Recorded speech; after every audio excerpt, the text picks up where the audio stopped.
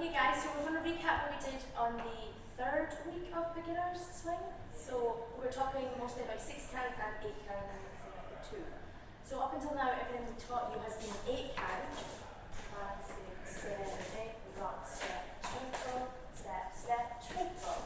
But this week we decided to mix it up by showing you 6 count. Rock, step, triple, triple, rock, step, triple, triple. So 6 count allows you to do moves more quickly and it allows you to streamline your dancing. That's faster music. That's what we all want to do. Exactly. So in order for us to do 6 count, we need to be able to lead our rock step and our triples on the roll effectively, and that's what we started off with. So starting with the rock step, talked about putting the lead, putting the whole weight into the rock step, not just scooting the foot out behind them. So I'm able to lift up both feet. I've only got my weight completely over one foot at a time. I'm never slipping. And then we talked about our triple. And this, to lead this, I use the pulse that I've got in my body that whenever I'm dancing. So at the start, my pulse is usually a triple. But to lead it, I add on a part of the start which goes a triple, and that a triple, a triple, a triple tells my follower what's about to come. So it's a very small but very noticeable through your frame indication that there's going to be that change in stance. So follows, we are trying to search for the difference. If we feel the before the step, we know it's going to be a triple. If not, we should expect a step. So, and we use this to do practice doing controlling light triples and getting as many as you want. So just giving a shot at throwing as many in there and then doing a bit so you can really test if you have control it and you're leading it properly. And if you're following it properly. And then you turn this into the 6 count that you saw earlier. So it just involves, at this point, your follow is expecting a step step. She's only done 8 count. But you can use the triple to get rid of those 2 beats entirely, and you end up with the 6 count, which takes less time than your 8 count. It's only 6 beats.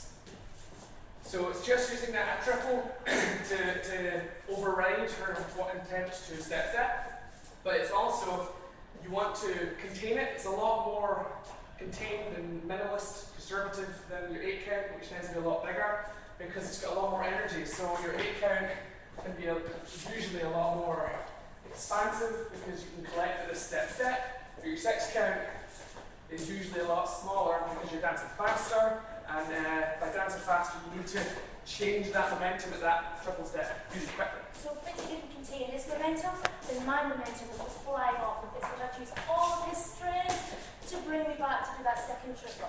So nice and small, stopping myself early at the end of both triples. Triple.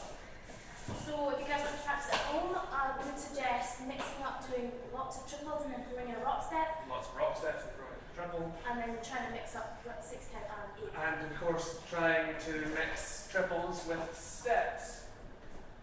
Because that follow should just feel like she wants to just plan. Now the is very subtle, so your follow might not follow every single time. But if you're doing more than one, she'll catch up with you very quickly. So all the moves we've shown you so far in class, except the push thing, can be done in 6 count. So the tap turn and the pass by are the ones we've done so far.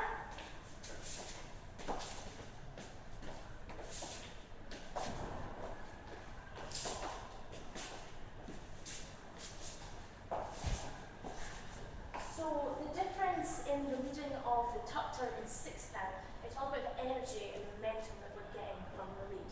Yeah. So I have a lot more tone in my body, and I'm putting a lot more energy into all the movements to give the follow a sense of urgency. So instead of just lackadaisically prepping, I'm prepping, turning.